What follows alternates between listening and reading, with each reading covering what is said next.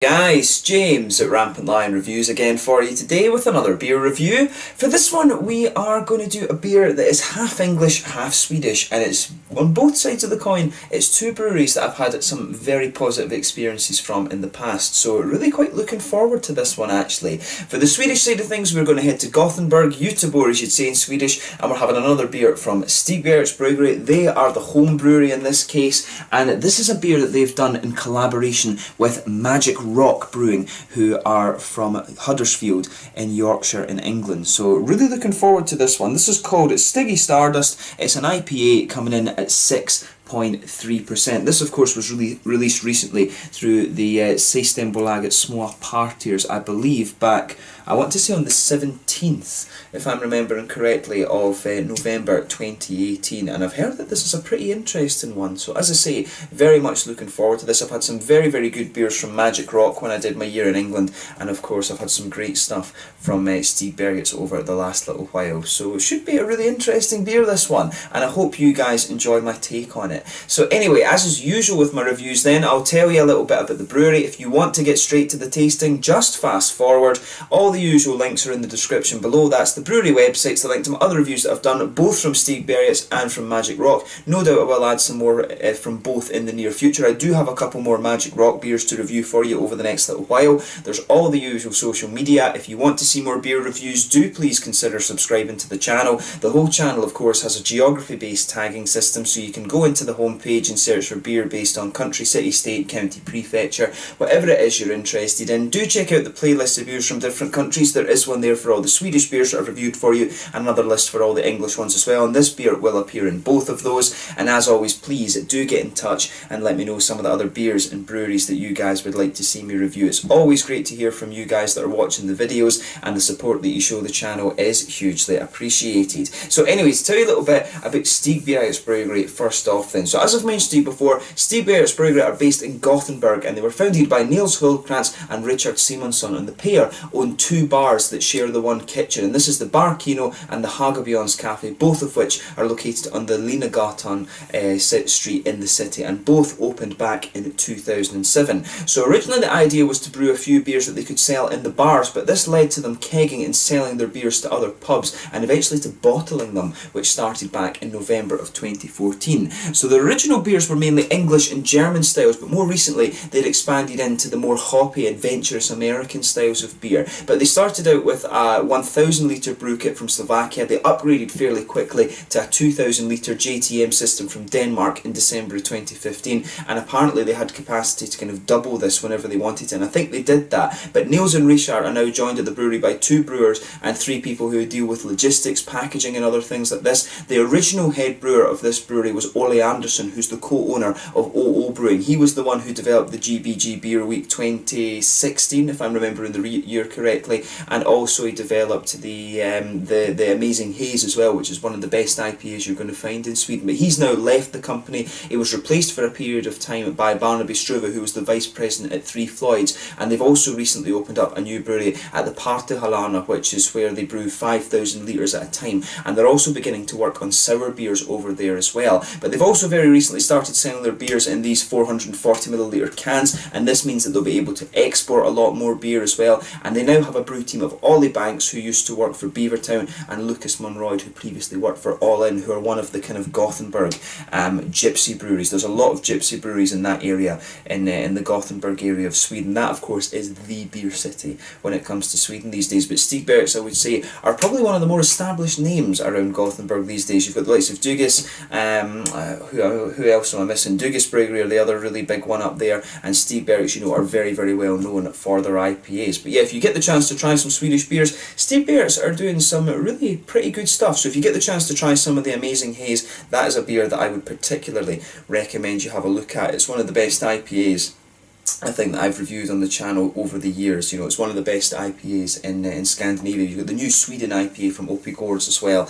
and there are a couple of others that are pushing up to that level too. But yeah, that's all you really need to know about Stigbergets just now. They are becoming a little bit more prolific. Lots of different canned releases and a few more different styles coming out from these guys as well actually. Mainly they focused on IPAs, but there have been a few Imperial Stouts and things like that coming out, so I will be keeping an eye out for that. And they are fairly available over in Copenhagen, so hopefully I can get some of the more random ones from Stigbergets to review for you over the next little while. But as always, the brewery website's in the description below, along with the Facebook link and things like that, so make sure you follow them on Facebook and Instagram, and you can keep up to date with all the latest goings on there. So anyway, on to the second part of the brewery notes then, on to the English side of things, Magic Rock Brewing. So Magic Rock Brewing, as I've told you a number of times, are based in Huddersfield in Yorkshire in England, and they were established back in 2011 by brothers Richard and Johnny Burhouse, although Johnny later left the company, and they were soon joined by head brewer Stuart Ross. So the beer brewing began in mid-2011, and the beers proved so popular that the brewery won the accolade of Best New Brewery of 2012 from Rate Beer, which, you know, is no mean feat actually.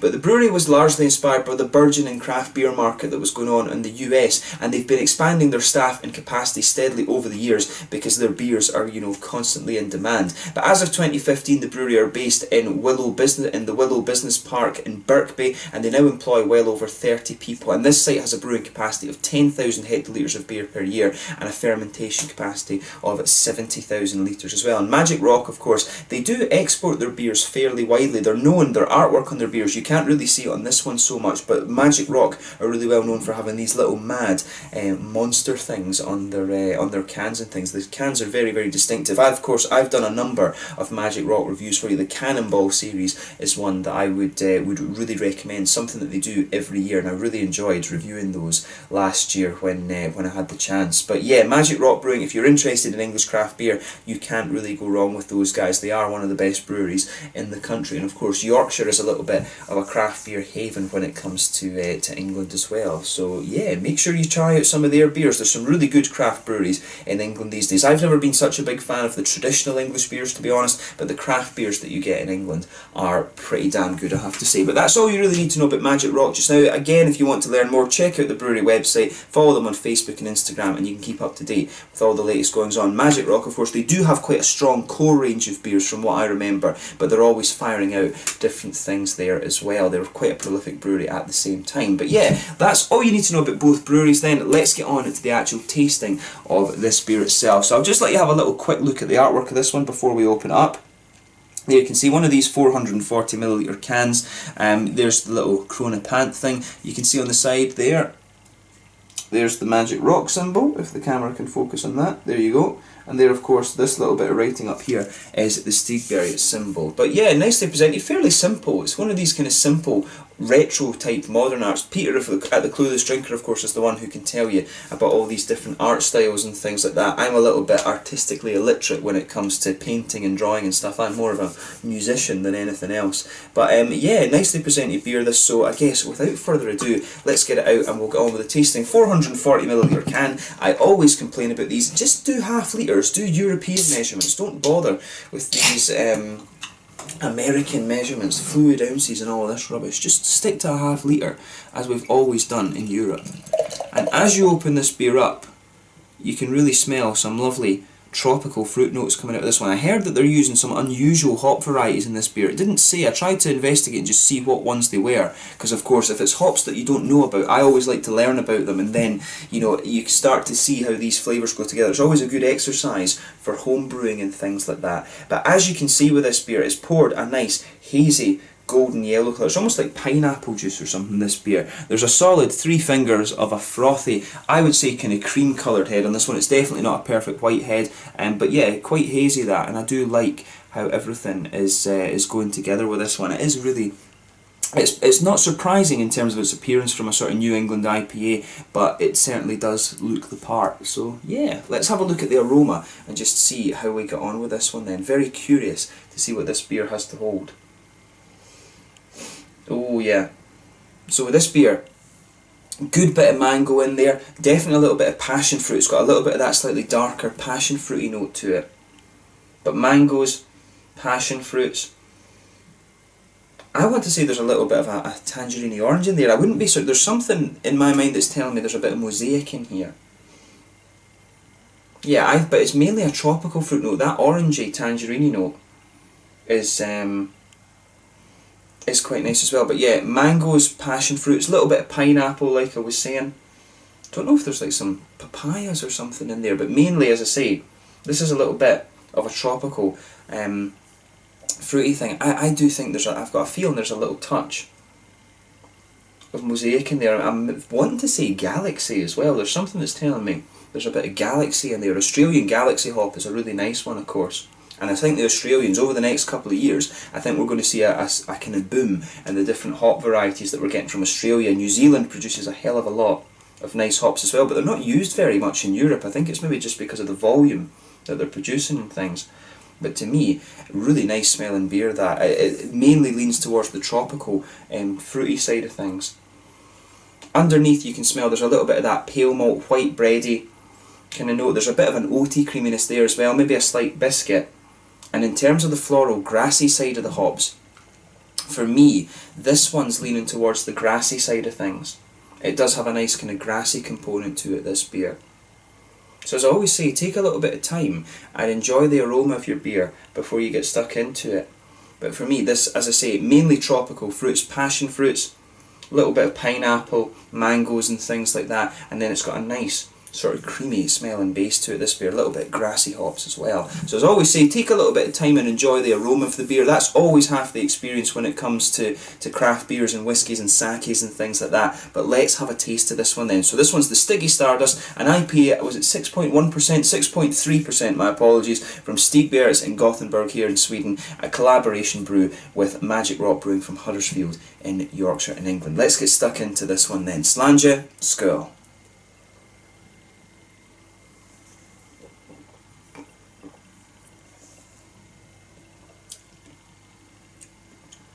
Ooh, yeah.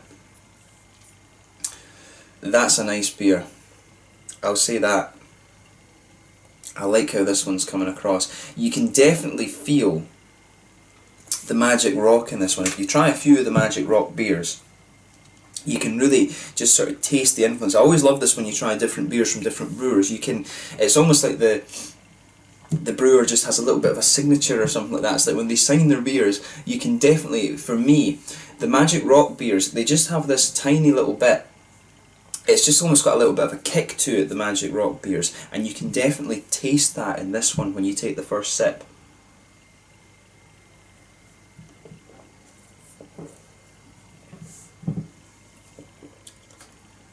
Yeah. And this is interesting. One of the things I always noticed about Magic Rock was they like to use was it acidulated malt they called it, and the malt bases, the Magic Rock beers always had this thing where their malt bases felt a little bit light, and it's almost just like you get this very, it's almost like the water just, it feels like the liquid part of the beer just glides across your tongue, and it's that. It's because they like to use this kind of acidified, acidulated malt sort of thing, and I'm pretty sure, going by the flavour of this beer, they've used that in here as well.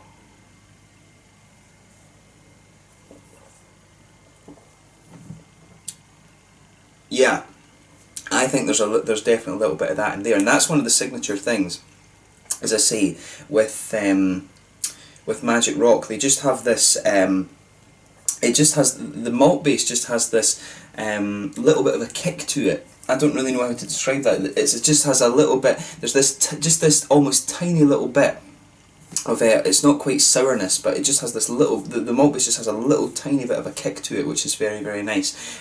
So yeah, let's focus on that malt base first then, so you can feel right away with this beer. There is a bit of a pale malty quality there, just blanketing the middle of your palate. On top of that, you can feel, when you go further into the aftertaste, there's that little bit of acidified, acidulated malt that I'm talking about, and you can feel it. It just sort of gives the tongue just a little bit of wetness, but at the same time it's almost a little bit like the kind of residuals of a sour beer or something like that. You can feel that in your palate with this one.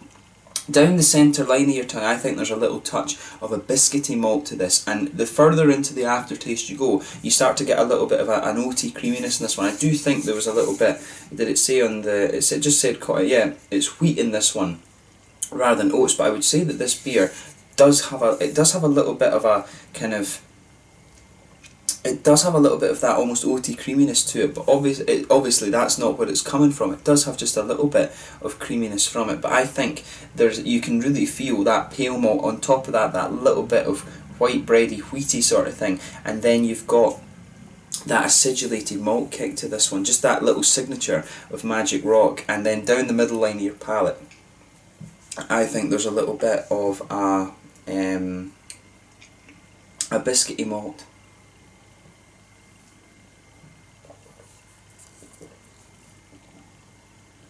But yeah, I do like how this one's going together. It's almost like a slightly sessionable version rather than of some of these other Magic Rock beers that I've had. Mainly the Magic Rock beers that I had were the big beasts. I think the last ones that I reviewed from Magic Rock were the Cannonballs, of course, and I'm sure, if I'm remembering correctly, they're like 8-9%. Something like that. They are monsters of a beer, and this one is just a little bit lighter and kind of sessionable, if that makes sense. So let's focus more on the hoppy side of this beer then. Back corners of the palate, I think there's a teeny little bit of earthiness there. As you come further forward from that, it just smooths out a little bit. You get a little bit of floral aromaticity towards the front corners of the palate, then round the very front curve of the tongue it's a little bit lighter and grassy. Then behind the front curve of the palate, that's where you get that oily bubble, where those nice juicy fruity esters start to come out of the beer.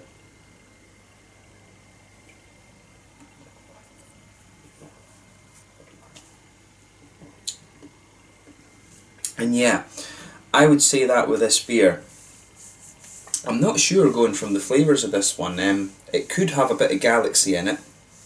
And as I say, I always like to play guess the hops with these beers. So definitely for me, there is a bit of passion fruit in there. You can feel that it's got that slightly darker passion fruity flavour, just towards the back of that oily bubble. On top of that, there's a little bit of there's definitely some mangoes in there. I think there's a bit of a sort of pineapple-y taste the further into the aftertaste you go. There's definitely a little bit more complexity to it than that. I'm trying to think whether it's it's not really got much of like a melon or anything like that. It's got I think it's the passion fruit that's really kind of showing out in this one. There's not grapefruit in this beer. There's definitely mangoes. I think a little bit of pineapple the further you go into it. There's not an orangey note in this one. Since I've drank this beer, I've become less convinced that there's a kind of orangey note. But for me, the main flavour in this is passion fruit. I think the further into the aftertaste you go, it's mainly, I think it's a slightly more pineapple-y flavour, and there's some mangoes in there too. But I think it's fairly straight up in that. The passion fruit note in this is really quite strong, and it's quite to me, this is it's kind of a little bit more simple than I was expecting. It said on the Systembolaget website that they'd used some different hop varieties that you wouldn't have heard of in this before, but I think for me, this one, it's fairly straight up passion fruit, bit of mango, bit of pineapple as well. I wouldn't be surprised if it's Galaxy that's in this IPA. And as I say, that little bit of acidulated malt that obviously is the Magic Rock influence in this beer, I think just gives it a little bit of an extra kick. So it's an interesting one. It's quite a nice, easy drinking one, and I think the acidulated malt, as I say again, it gives the beer just a little bit more kind of drinkability. It just gives it a little bit of a kick as well, to be honest. So bear that in mind when you try this one. This is an interesting beer, and it's really cool. It's a little bit nostalgic for me to go back and have something again from Magic Rock. I always enjoyed that little acidulated malt kick that you got from their beers. But yeah, have a go at this one for yourself and just see what you think. I love that. I like how everything in this one goes together. It's not the most complex IPA that you're going to come across, but it's got a nice drinkability to it, and you definitely will enjoy it. If you like the Galaxy hop, if you like passion fruit flavours in your IPAs, and you like them to lean a little bit more towards the tropical side of things, this is one I think that's going to hit the spot for you. In terms of the mouthfeel of this one then, mid-bodied beer all the way. Carbonation's very smooth. The mouthfeel overall has a little bit of creaminess to it, but it's also got a bit of an oily character as well, and that's aided by that little bit of acidified malt in the beer. Malt base, as I say, quite smooth, a little bit of sweetness to it, has a little bit of that sort of, not tartness, but a little bit of that slightly sourish quality to it, which is interesting. Nice little bit of hoppy bitterness to this beer. I would guess somewhere around 30-35 IBUs for this one. A nice bit of juicy fruity quality as well. Like I say, mainly tropical fruits, passion fruits, pineapples, and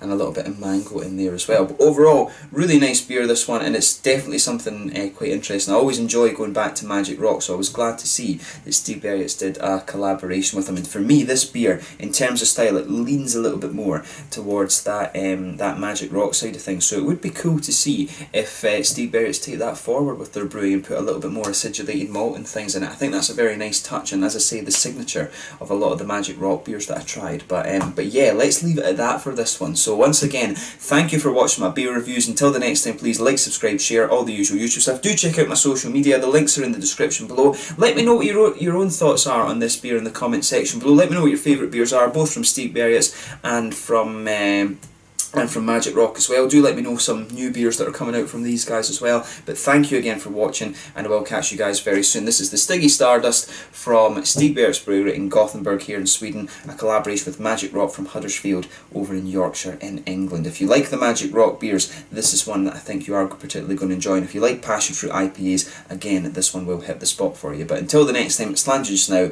and I'll catch you guys very soon. Skål.